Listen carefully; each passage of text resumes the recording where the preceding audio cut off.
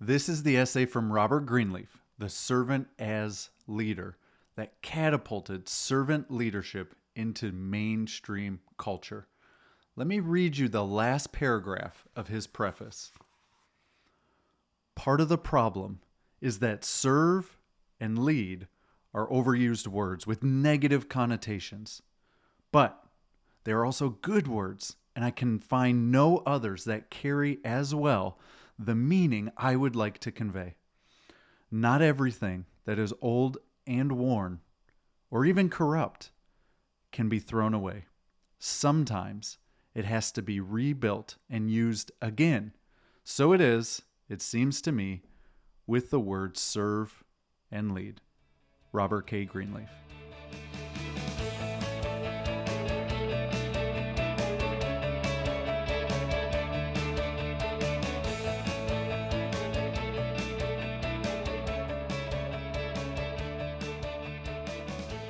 Welcome to the Leadwell podcast, the show where we help you redefine your servant leadership to amplify your integrity, influence, and impact as a leader so that you can lead well.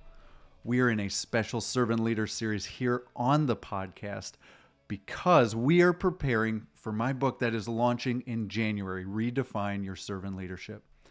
If you're a servant leader who struggles getting stuck in the serving but not leading, or figuring out how do I do the performance and the business and the people well all together, this is the book for you. And you can go grab an excerpt right now and jump in before we launch the book. Go to redefineyourservantleadership.com, get your excerpt today, and start reading. Y'all, Robert Greenleaf in 1970 laid out some of the negative connotations that were already there with this idea of served. And they've only been amplified since then. If you think about servant leadership, there's the pros and the connection, the relationship, the focus on people that is built into it, helping people grow, empowering them. But there are also the negative connotations with being a servant leader. Things like overly people-pleasing, kind of avoiding conflict, maybe working around to keep everybody happy. There's also this idea of a little bit of the bless your heart, kind of pat on the head.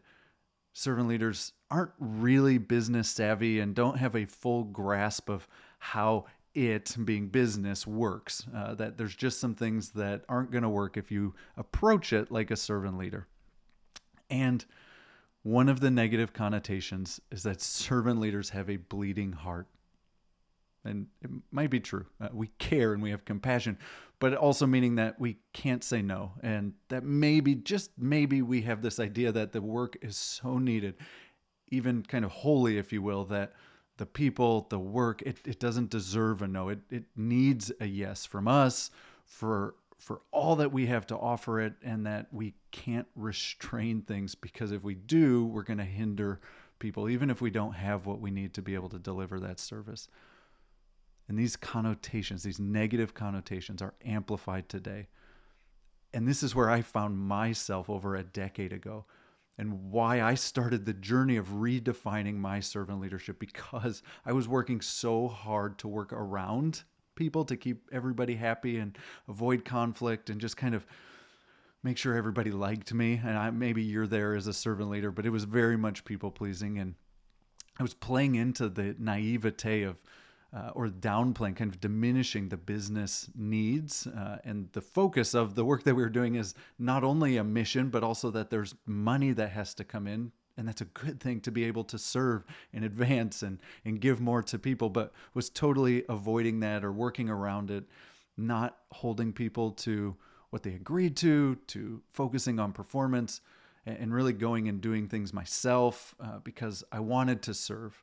And kind of looking back now, I realize that actually hinders their growth and their ability to continue to grow. But this is where I was, kind of full in on those negative connotations. And I started the journey of redefining my servant leadership, of building out what does it really take to do this thing that Greenleaf laid out there, to serve and to lead, and to do it in a way that advances the mission. And you know, what I thought was that if I did that, if I leaned into the kind truth to being mission driven instead of people pleasing, to really the business side and being aware of all that's going on and operating strategically instead of kind of naively. I thought I was going to turn people off, that they were going to leave, that there was going to be more turnover, that they wouldn't like me. And I found the exact opposite to be true. That with that servant heart, just because you care, bringing that sincerity and the skills to deliver, everything actually changed. We got even more successful. We got closer as a team. Personally, I experienced more promotion, more responsibility as a leader, more success, both in terms of how the team was performing and themselves getting promoted, but also to the business. And when we turn these same concepts around with our clients, they experience the same thing. One organization that we work with in Ohio was able to grow by $2.5 million in 2 years in an industry where that is unheard of. But they also experienced employee engagement and retention improvement by focusing in on this servant leadership approach in a redefined way. So we get it, right? I get it. Our clients get it. And I was still looking for a story. Like, who out there has been doing this, operating as a redefined servant leader for years? And it led me to Alan and Catherine Barnhart. My guess is you probably don't know who they are. I didn't. It's because they're extremely humble. They're very unassuming, and yet they are quietly and confidently changing the world through their business, through their example as servant leaders, and through the way that they are giving to support things they care about all around the world. Let me tell you a little bit about what I discovered with Alan and Catherine, and specifically with their company, Barnhart Crane and Rigging. So Barnhart Crane and Rigging, they have 50 locations around the United States. And before they had 50 locations, back in the 80s, Alan and his brother took over this, and Alan leads it as the CEO. And they said, we're going to do this as servant leaders. We're going to do this for a purpose larger than just the business. And we're going to do it in a way where we are good to people. I want to read you just a little bit of some of the core values that they tied into and really focus in on that core concept of servant heart and business mind. I'll call some of them out, but you follow along as we go. Oh, and just in case you were wondering, are they business savvy? Are they strategic? Are they thriving? Let me tell you about Barnhart and where they are when I did my research. When I did my research, Barnhart was a $300 million family-owned business. $300 million. Tremendous amount of impact, success, and opportunity to be able to serve and benefit. So not just a small local kind of shop, which is also wonderful, but a big thriving organization with tons of team members. And these principles and this concept and the embodiment of servant heart business mind shows up here.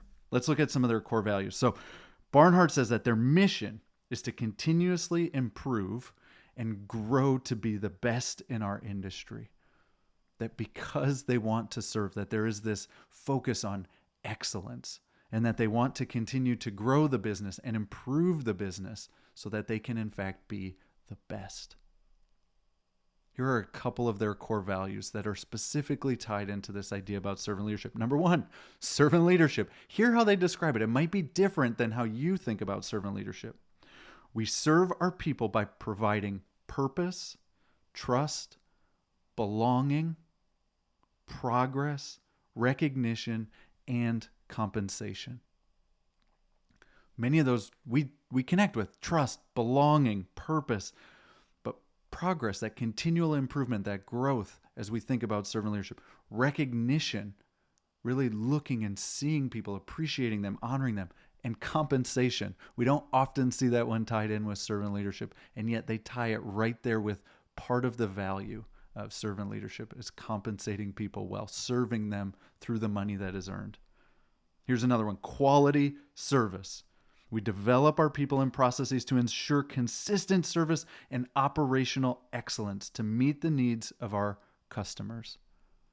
Sometimes that bless your heart pat on the head is, oh, you're doing really good, you're doing great things, but it's not at the same level of business, of corporations. And yet here in Barnhart's core values, we see that tied so well together that it is this consistent service and operational excellence that is what it is to serve and to lead with a servant heart and business mind. Fairness is their next core value. We are honest and fair to our people, our vendors, and our customers. Everybody that's involved. And here it is. It's really tied up in this last one is why do we do it? What is that sincere heart that we apply the business mind to? Profit with a purpose is their last core value. And we work to make a profit and invest the profit to reward our team, people, grow the company, the business, and meet the needs of people locally and globally. They see increased profits as a way to advance the mission and serve even more people. Now, here's the crazy part. One of the ways that Alan and Catherine and the Barnhart Crane and Rigging lead by example is every single year, all of the profits that they have, they take half and they reinvest it in the business. They take half and they give it away to causes that they care about all around the world. What was it a couple of years ago? 2021? $35 million given away to causes that they care about all around the world. How many lives were impacted by that $35 million? By a consistent servant heart, business mind delivered over time, doing good things for great reasons. Now, is it effective in terms of how we engage employees and keep employees? Let's just put this out there. According to LinkedIn, the median tenure of employees at Barnhart was 6.2 years. 6.2 years. That's almost twice the average. And Glassdoor listed the approval rating of Alan, the CEO, who focuses in a mission-driven, people-always way. 98%. 98% approval rating. And the average CEO's rating of approval is about 73%, according to Glassdoor. So where we think that not bringing these things together by keeping them separate is actually going to help, it really diminishes our integrity of being able to show up consistently and meet the demands that we face. It hinders our influence, because influence really comes when we have the character and the skills to be able to support people in relationship, and that servant heart business mind are able to do that. And when in a strategic and an honest, aware way, we can use the gifts and talents we have to grow the bottom line, the profits, to serve the team, to grow the company, and to meet the needs of people locally and globally, we really amplify our servant leadership. And I invite you to redefine your servant leadership. Go to redefineyourservantleadership.com, grab an excerpt, and then when the book comes out in January, make sure you grab it, because there are even more stats and amazing, just amplifying, eye-popping examples that Alan and Catherine give us that I can't wait for you all to see when you read the book. All right, Matthew, in this special servant leadership series, we've been doing questions related to the book. What do we have today? Yeah, John. This book is about service, people, and business. And you gave that great example of servant leadership in the Barnharts. Can you tell us more about the why that's behind you writing this book? Yeah, the why behind really started because this is how I saw leadership playing out the best. And yet I was struggling to connect this philosophy and idea of servant leadership with practical day-to-day life and leadership. And it was really a conversation with a woman who's leading in a global organization where we were talking about these things and some of the negative connotations that we just talked about earlier in this episode. And she said, I don't really identify as a servant leader anymore. I just don't think that works in today's world. And that really kind of just took me back, crushed me just a little bit, because some of that narrative is that you can only succeed up to a certain level as a servant leader. But if you really want to do it, top notch, best in the business, you have to do it differently. And to me, that broke my heart, because going in a way that is good for people for a great purpose and and then bringing all that you have as a servant leader, kind of focused on the mission, the people, and the results, is really the best way, the most sustainable way to continue to do this and to provide the most benefit for people. And so it was my personal journey, kind of this aha, and what I've seen work in our clients, plus this amazing example from the Barnharts, that really just led me to this book needs to be out there to help people practically turn this idea, this concept, into a way that they can lead day to day. So where that they do great things for the mission that they feel called to, so that they can grow and treat and empower people, and so that they can also provide and deliver impactful results that can change lives. Y'all, I hope you grab the book. Can't wait to tell you more about Redefine Your Servant Leadership next week. And until then, be well, lead on, and God bless.